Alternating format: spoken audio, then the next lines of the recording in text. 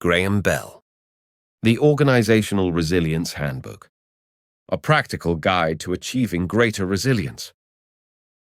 Most business leaders treat disruption like bad weather, something to endure until conditions improve. They build contingency plans, stockpile resources, and hope their preparations prove sufficient when crisis strikes. But what if this entire mindset is backwards? The companies that dominate their industries have learned to flip this equation. Instead of bracing for disruption, they go after it. This fundamental shift in thinking separates organizations that merely survive from those that emerge stronger after every challenge. In this blink, you'll discover the diagnostic tools to reveal where your organization truly stands when the pressure mounts. You'll learn the systematic approaches that transform potential threats into strategic opportunities. Most importantly, you'll understand how to embed these capabilities so deeply into your organization that resilience becomes automatic. Let's begin. Building organizations that crave change. Resilience has become the business world's most overused buzzword, with definitions ranging from lengthy corporate manifestos to crisis management protocols. But strip away the jargon, and resilience boils down to this: an organization's strength, competitiveness, reshaping ability, and capacity for growth. It's essentially how well a company manages its strategic risks, nothing more, nothing less. This isn't just your grandfather's definition of bouncing back from adversity. While older frameworks focused primarily on weathering storms, market crashes, natural disasters, geopolitical upheavals, today's resilient organizations operate from a fundamentally different playbook. They don't just survive disruption, they actively seek it out and transform it into competitive advantage. The secret lies in viewing risk through a dual lens. Resilient companies simultaneously see threats and opportunities in the same market forces that paralyze their competitors. They've mastered what experts call horizon scanning, the art of looking beyond the typical 1 to 3 year planning window to anticipate changes that could reshape entire industries. But here's where it gets interesting. True resilience demands ambition. Resilient organizations actively hunt for transformative pressure because they've learned to thrive under it. They've developed what you might call a change addiction, constantly reinventing themselves to stay ahead of the curve rather than scrambling to catch up. This approach requires a fundamental shift in organizational DNA. Resilience needs to permeate every level of the organization, from individual contributors to entire teams. It can even extend beyond company walls to industry partnerships and social engagement. The most resilient organizations move beyond the defensive posture of traditional risk management to embrace an offensive strategy that views uncertainty as their natural habitat. In an era when change is the only constant, organizational resilience has evolved from a buffer to an essential precondition for action. Racing toward risk. The Mercedes Formula One team offers a masterclass in organizational resilience that goes beyond racetrack. Under team principal Toto Wolff's leadership, the organization has built a culture in which resilience means systematically converting disruption into dominance. Wolff's management philosophy centers on 3 pillars that most executives talk about but few truly implement: radical transparency in communication, empowerment at every level, and treating failures as education. This isn't the typical corporate lip service to learning from mistakes. The Mercedes team conducts surgical post-race debriefs where drivers, engineers, and mechanics dissect every decision, openly sharing insights that might challenge established thinking. They've institutionalized experimentation, regularly testing approaches that could provide either breakthrough advantages or spectacular failures. Formula One racing demands a particular relationship with risk. Rather than the traditional corporate approach of minimizing exposure, Wolff's team focuses on understanding and accepting calculated exposure. They don't take blind risks, but they've developed an organizational appetite for strategic uncertainty that would make most boardrooms uncomfortable. This risk intelligence becomes their competitive advantage. The team is obsessed with data. Mercedes collects torrents of real-time information from cars and track conditions. But while competitors gather similar data, Mercedes has built systems that translate information into actionable insights faster than anyone else. This data velocity allows them to make mid-race strategy pivots that can determine victory or defeat in split-second windows. The 2014 season provides the perfect illustration of resilience as competitive strategy. When Formula One introduced new regulations requiring a shift from V8 engines to complex V6 turbo hybrid power units, most teams scrambled to adapt. But Mercedes had been preparing for years. They anticipated the hybrid transition and saw an opportunity to redefine performance, rather than just a compliance headache to manage. They invested heavily in research and development to gain an edge, and restructured entire departments to optimize integration between their new power units and chassis design. They fostered unprecedented collaboration between engineering teams that had previously operated in silos. The result was the W05 Hybrid, one of the most dominant cars in F1 history. The car won 16 out of the 19 races in the 2014 season. This example highlights how Mercedes' resilience is rooted in their ability to anticipate and prepare for disruptions, embrace innovation, and foster a culture of collaboration and continuous improvement. By staying ahead of the curve and investing in the right capabilities, they were able to turn a potentially disruptive rule change into a competitive advantage. Coming back from disaster. If there's any business story that reads like a modern-day phoenix tale, it's the story of BP, formerly British Petroleum. The 2010 Deepwater Horizon disaster could have easily consumed the entire organization. Instead, it became a masterclass in how genuine resilience requires dismantling your old self to build something fundamentally better. When a tragic explosion ripped through the Gulf of Mexico, BP didn't just face an environmental catastrophe, they confronted the reality that their whole organizational DNA was flawed. The disaster exposed a safety culture that had been papered over with compliance procedures, risk management that existed more on spreadsheets than in actual operations, and a leadership structure that crumbled under genuine pressure. Their initial response was textbook corporate crisis mismanagement, defensive, slow, and tone-deaf to the magnitude of what was unfolding. But here's where BP's resilience story diverges from typical corporate damage control. Rather than hiring consultants to polish their image while keeping the same underlying systems, they chose the harder path of genuine transformation. The appointment of Bob Dudley as CEO in October 2010 was a signal that the company was ready to confront uncomfortable truths about itself. Dudley understood something. You can't build resilience on top of broken foundations. His approach wasn't to implement a few new safety protocols and call it a day. Instead, he systematically rewired how BP thought about risk at every level. Employee training was reimagined to create a culture in which questioning authority was not just allowed, but expected. Decision-making frameworks were rebuilt to surface dissenting voices rather than suppress them. High-risk operations received the kind of oversight that actually prevented disasters, rather than just documenting them after the fact. The company's contractor management overhaul illustrates this.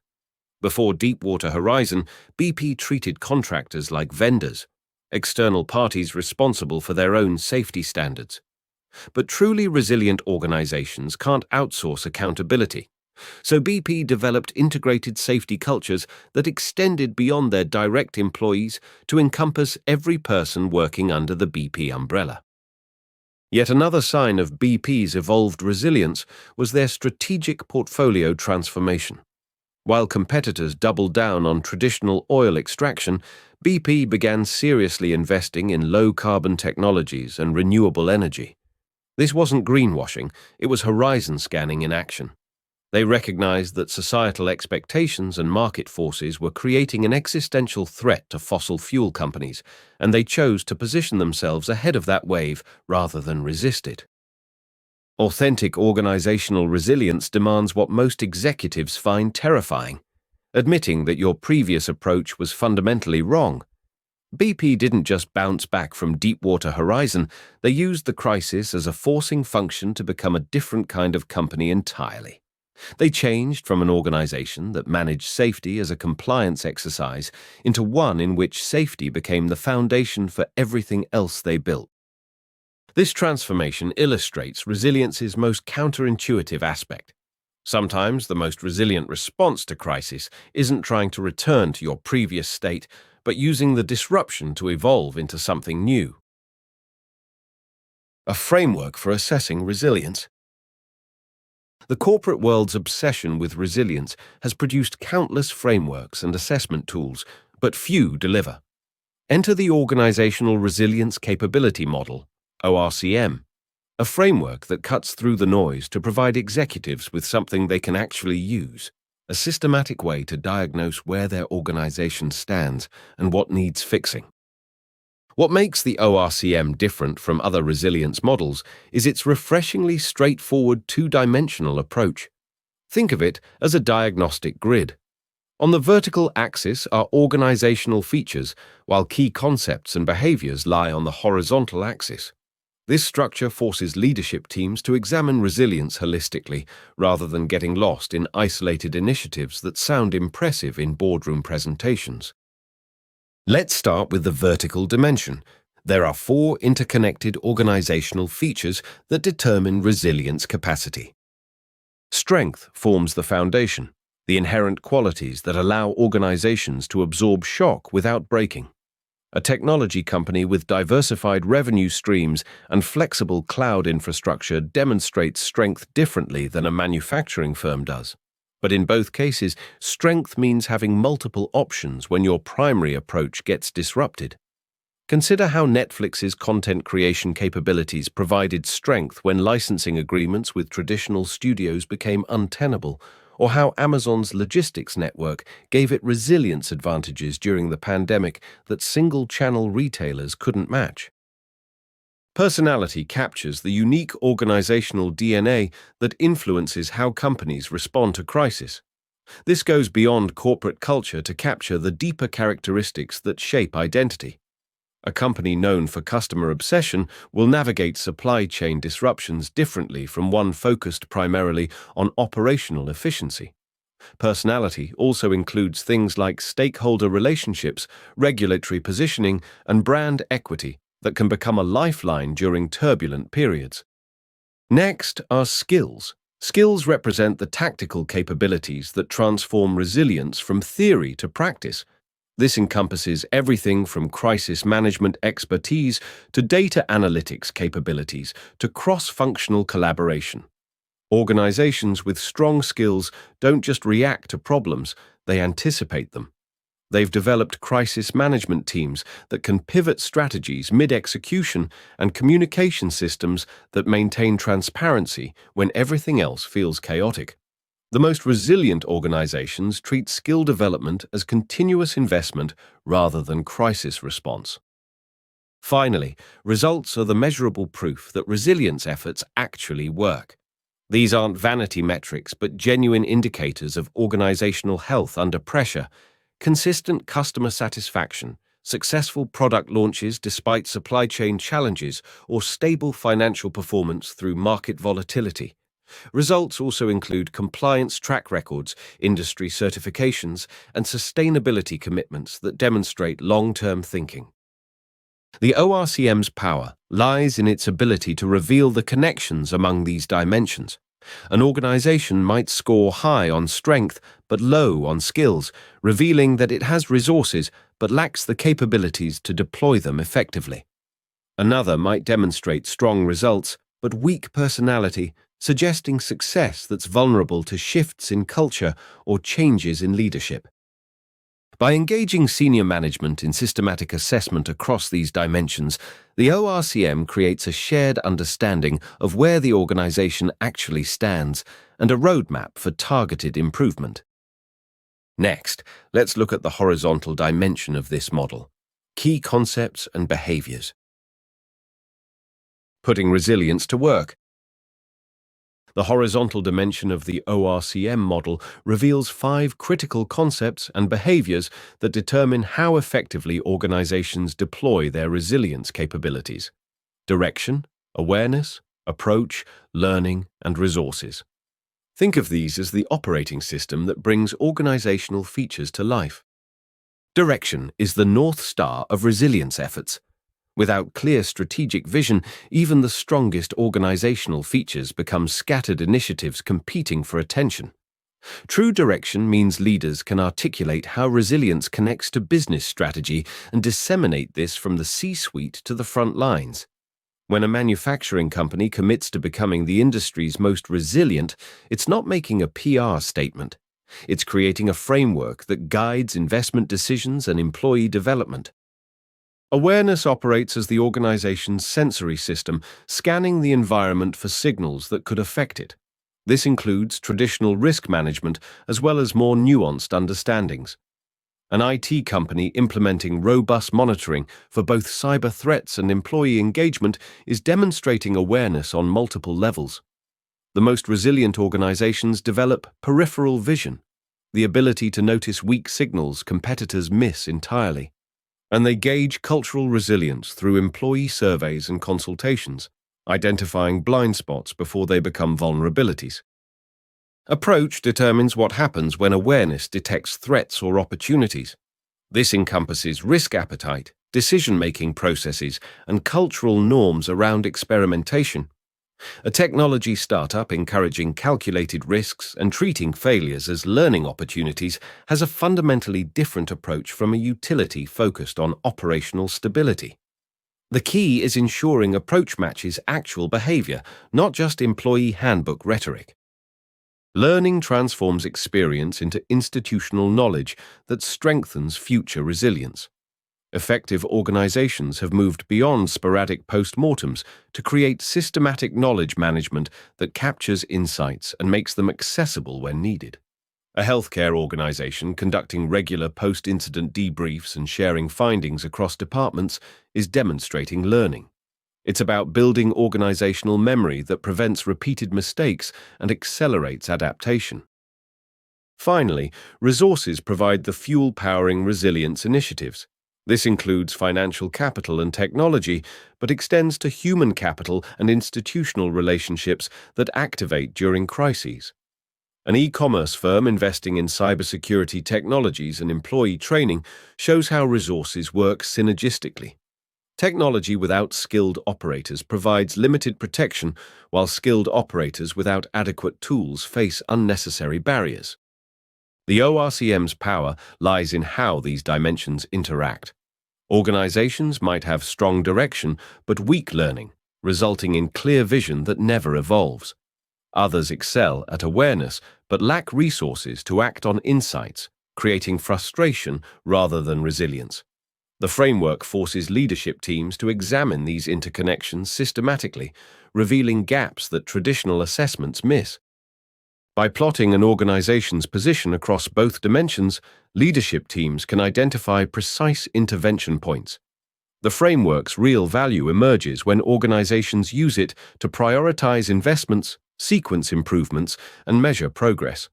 Rather than treating resilience as an abstract concept that gets discussed in strategic planning sessions but is never fully implemented, the ORCM provides a roadmap for building the specific capabilities that matter most for each organization.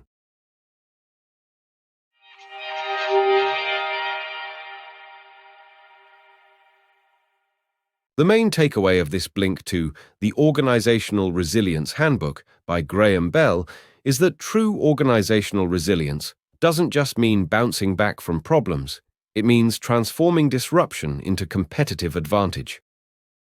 Stop thinking defensively and start hunting for change actively. Build resilience into your organization's DNA through key organizational features like strength, personality, skills, and measurable results, while maintaining clarity in direction, awareness, approach, learning, and resources.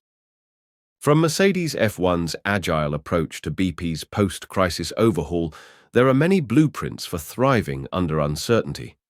Frameworks like the ORCM will help you to diagnose where you stand and what needs fixing. Remember, resilient organizations don't just weather storms, they seek them out and use them to become stronger. Okay, that's it for this Blink. We hope you enjoyed it. If you can, please take the time to leave us a rating. We always appreciate your feedback. See you in the next Blink.